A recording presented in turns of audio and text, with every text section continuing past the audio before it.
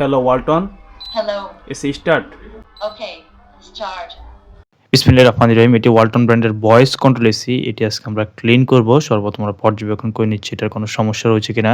Outdoor জিনিস এটি perfectly কাজ করছে।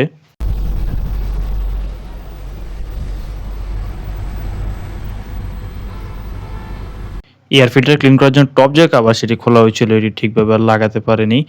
সুন্দর করে ক্লিয়ার ম্যান দিয়ে পুরো এসিটাকে সুন্দর করে ক্লিয়ার করে দিব।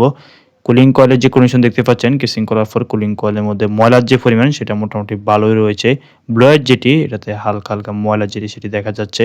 সুন্দর করে সার্ভিস যে কিট সেটা সেট করে নেব, অথবা প্রেসার ওয়াশার দিয়ে সুন্দর করে ক্লিন করে নেব।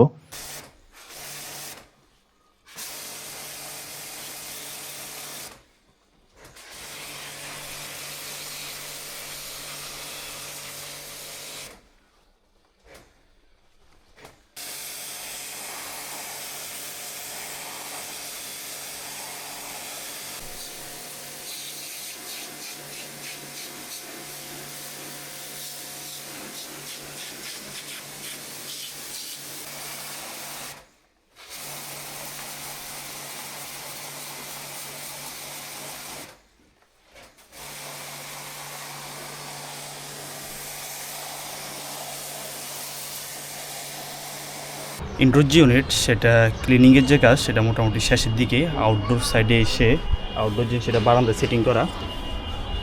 আউটডোর ইউনিটের ফ্যান যে মোটর সেটা আমরা আউট করে নিয়েছি, চিন্তা আগে করে নিয়েছি।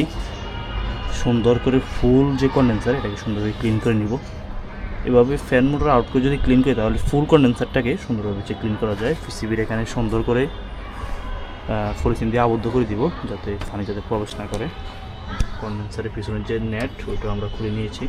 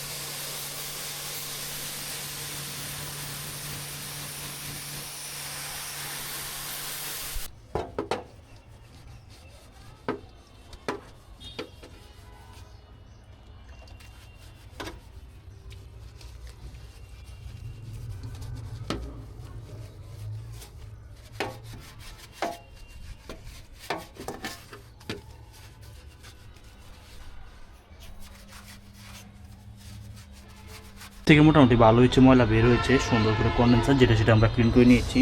পুরো স্পেসের মধ্যে ময়লা দেখতে পাচ্ছেন, ভালোই হচ্ছে ময়লা হয়েছে এটাতে। সর্বপ্রথম ফ্যান যে মোটর সেটা হচ্ছে আমরা সেট করে নেব, তারপরে পর্যায়ক্রমে কেসিং যেগুলো সেগুলো সেটিং করে নেব।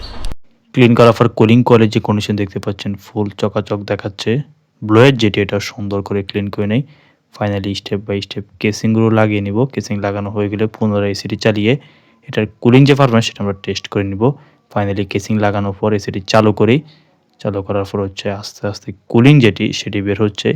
সার্ভিসিংয়ের কাজ চলমান অবস্থা ভাই আমাদেরকে বলেছিল এসির গ্যাস যে প্রেশার সেটা চেক করার জন্য। গ্যাস যে প্রেশার সেটা চেক করি, আর 410 রিফ্রিজারেন্ট এটাতে ব্যবহার করা হচ্ছে। রানিং যে প্রেশার 150 PSI পাই।